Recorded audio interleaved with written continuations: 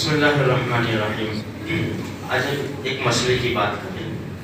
آج میں نے ظہر کی نماز پڑھائی تو جو پہلا قاعدہ تھا بیٹھنے کا، اس میں نہ بیٹھا اور کھڑا ہو گیا بھول سے۔ مقتدیوں نے پیچھے سے لقمہ بھی دیا، سبحان اللہ، اللہ اکبر، لیکن میں بیٹھا نہیں، میں نے نماز کو جاری رکھا۔ اب مسئلہ سمجھیں میں نے کیوں ایسا کیا۔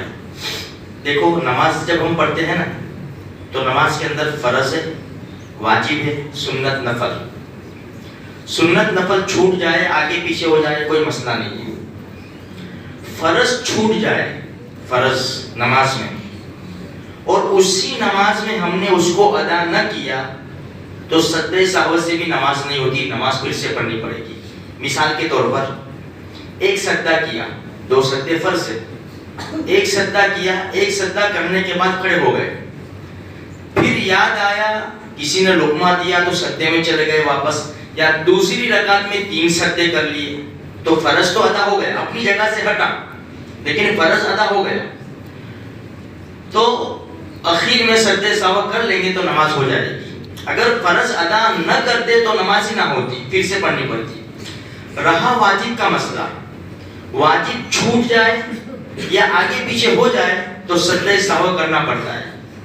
اب دیکھو، پہلا قاعدہ، اگر انسان 3 رکعت کی نماز پڑھتا ہے یا 4 رکعت والی پڑھتا ہے تو پہلا قاعدہ جو 2 رکعت کے بعد بیٹھتے ہیں نا، وہ پہلا قاعدہ وہ واجب ہے۔ اگر یہ چھوٹ جائے یا آگے پیچھے ہو جائے تو سجدہ سہو کرنا پڑتا ہے۔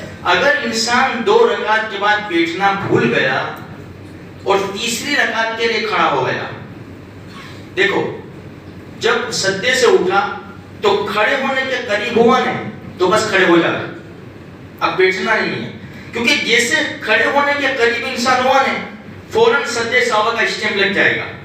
اب تم بیٹھو، کھڑے ہو، کس طرح بھی کرو، وہ سجدہ سہو تو تم کو کرنا ہی پڑے گا۔ تو اب بیٹھنے کا نہیں، اب کھڑے ہو جانے کا۔ اچھا، کیوں نہیں بیٹھنے کا؟ اس لیے کہ دیکھو، قیام فرض ہے اور قاعدہ واجب ہے، تو ہم جب اٹھنے کے قریب ہو گئے تو قیام کی طرف آئے ہم لوگ، فرض کی طرف۔ فرض اونچا ہے، اس سے کم واجب ہے، تو اگر کسی کے لقمہ دینے سے اگر ہم بیٹھ گئے نا تو ہم فرض سے واجب کی طرف آئے، اوپر سے نیچے کی طرف آئے۔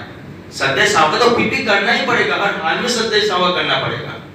اس لیے ہم اگر تیسری رکعت کے لیے کھڑے ہو جاوے پہلا قاعدہ چھوڑ کر تو اپنی نماز کو کنٹینیو کریں اور اخیر میں سجدہ سہو کر لیں تو نماز ہو جائے گی۔ دیکھو، اسی طرح ویتر ہم پڑھتے ہیں، ٹھیک ہے، ویتر پڑھتے ہیں، کبھی کبھی ایسا ہوتا ہے کہ بھائی ویتر میں تیسری رکعت میں سورت پڑھی، اب ہمیں اللہ اکبر کہہ کے دعائے قنوت پڑھنا چاہیے تھا لیکن بھول گئے اور سیدھے رکوع میں چلے گئے۔ اب رکوع میں گئے تو یاد آیا، تو اب کھڑے ہونے کی ضرورت نہیں ہے، جب رکوع میں چلے گئے سجدہ سہو کا اسٹیمپ لگ گیا، جب تم کو سجدہ سہو کرنا ہی پڑے گا۔ اب رکوع سے کھڑے ہونے کی ضرورت نہیں ہے، کیوں؟ اس لیے کہ رکوع فرض ہے اور دعائے قنوت کیا ہے؟ واجب ہے۔